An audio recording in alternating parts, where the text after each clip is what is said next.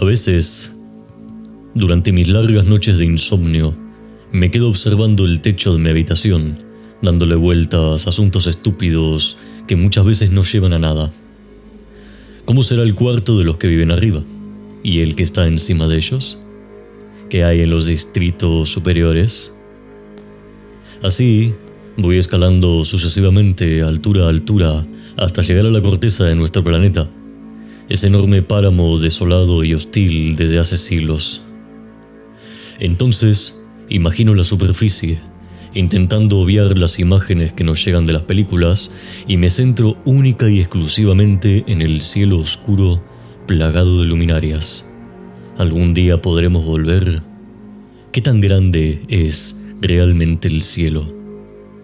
La inmensidad del todo me supera y entonces caigo dormido. Nuestra frecuencia en la red está oculta. Solo unas pocas personas podéis escuchar estas palabras. Desde las entrañas del mundo, en algún lugar desconocido, esta voz te ayudará a despertar. Esto es Onda Delta. Comentaba precisamente este asunto porque sé que, como yo, mucha gente sufre de insomnio. Al principio, todo comienza con un pequeño desajuste de horarios por una mísera tarea o capricho. Pero después, como una cadena de horribles sucesos, el insomnio se alimenta de tus debilidades y te exige más segundos, más minutos, más horas. Hasta llegar al punto en el que esta exigencia se convierte en un castigo que se impone casi por voluntad propia, sintiendo que mereces el dolor que te causas. Hablar de esto no es extraño. Es algo que aceptamos y ocurre. Ahora bien, al aire lanzo la siguiente pregunta, esperando también una respuesta. Si os ofrecieran en mano un objeto con el que caer dormidos y dormidas al instante, cuando quisierais, ¿lo aceptaríais? ¿Por qué? La carta de hoy no tiene como propósito responder esta pregunta, aunque sí tendrá que ver con los sueños.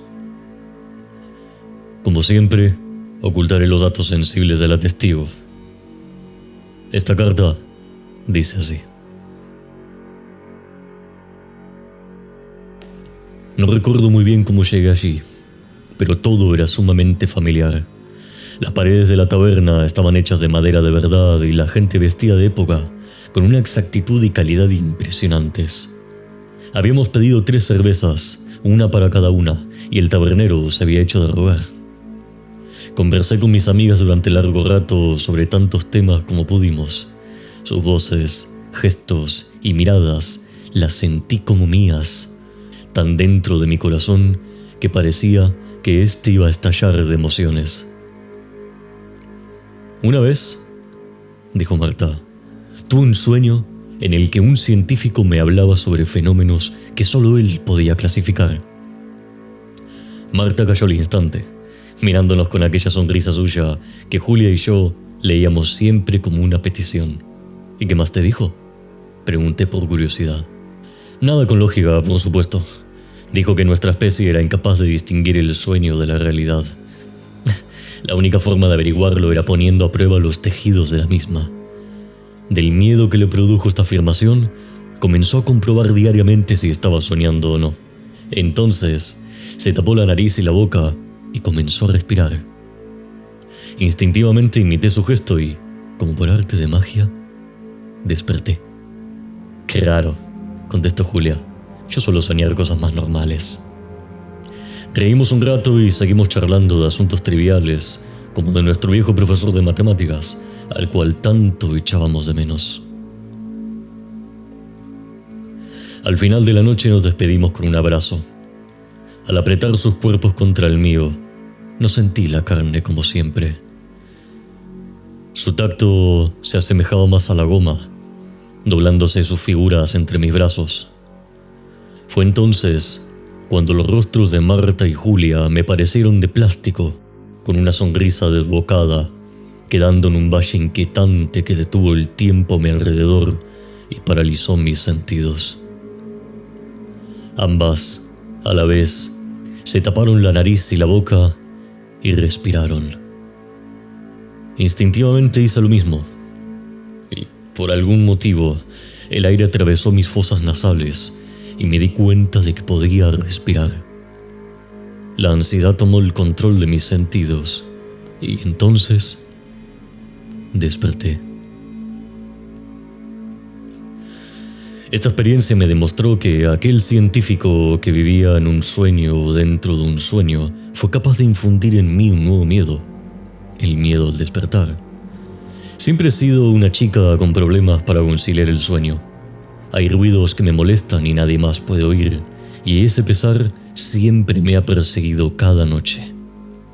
Hace unos meses conocí a un tipo que decía tener un avalorio familiar que podía ayudarme con este problema. Me pareció extraño que quisiera legarme un objeto tan curioso, pues apenas nos conocimos esa misma tarde y, sin querer, terminamos a las puertas de su casa. Me explicó que dicho avalorio pertenecía a la familia de su abuela y que había perdido todo el contacto hacía años. Nadie quería saber de ella. Al fin y al cabo, fue un familiar ausente. Me hizo entrega del objeto e insistió que no debía tocarlo hasta la noche. El Oniros, así fue como lo llamó, no debía usarse en ningún otro momento. Nunca creí en estas cosas, aunque al tipo le hacía ilusión y yo, por una extraña mezcla de pena y esperanza, accedí. El colgante se presentaba con 3 avalorios, en forma de punta de un material frío e indescriptible, a cada cual mucho más pesado que el otro, a pesar de guardar el mismo tamaño y forma todos ellos. Desafiaban así su densidad aparente. Aquella noche fue mi mejor descanso en años. En mis sueños pude recorrer de manera lúcida una ciudad entera que ofrecía los mejores servicios allá donde iba. Las puertas llevaban a mundos infinitos hasta donde mi imaginación era capaz de resistir.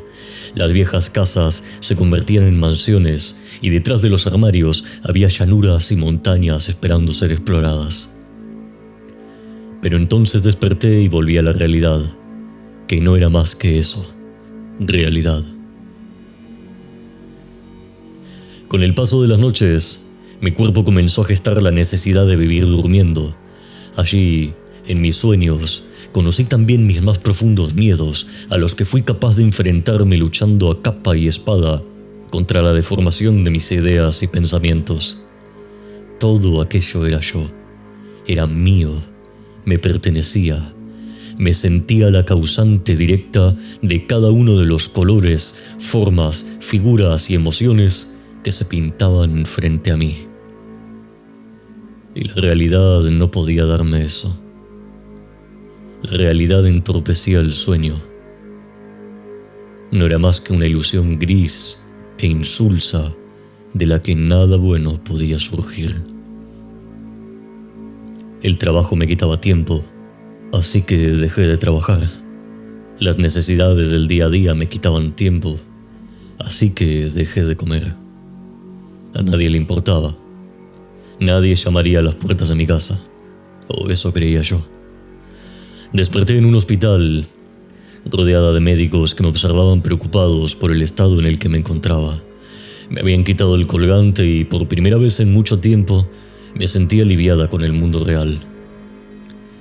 Tocar las frías barras de metal de la camilla, así como sentir mi corazón palpitar en mi interior, resultaron ser un consuelo que había olvidado. Semanas después, volviendo a casa tras el alta médica, tropecé sin querer con una pequeña baldosa en el camino y, justo antes de caer, volví a despertar.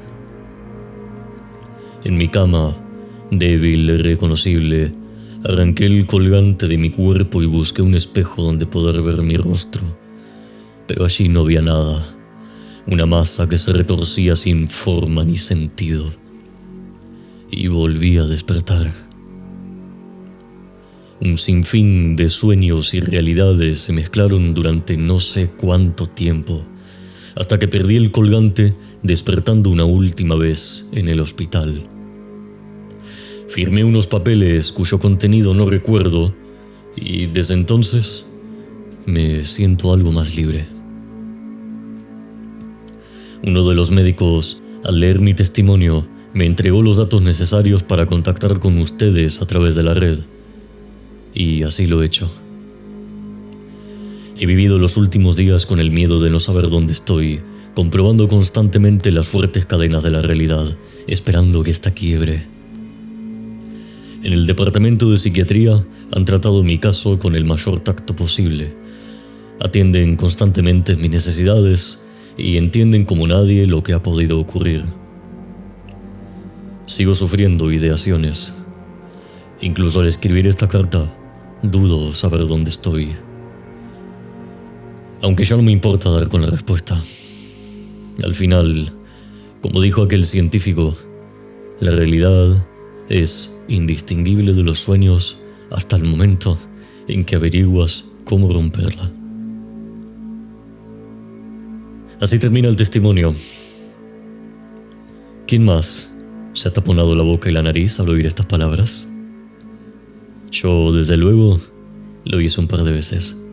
Hablaremos más sobre los sueños en próximos programas, pues este colgante ha aparecido en otros relatos, los cuales aún no he sacado a la luz. Son parte de una investigación que estoy realizando por cuenta propia. Pido paciencia ante este asunto. Pero tú, oyente que ha intentado comprobar la veracidad de la realidad en este instante, hazte la siguiente pregunta y, por favor, respóndete con total sinceridad. ¿Temiste no encontrarte en la realidad? ¿O buscabas, por el contrario, despertar en otro lugar?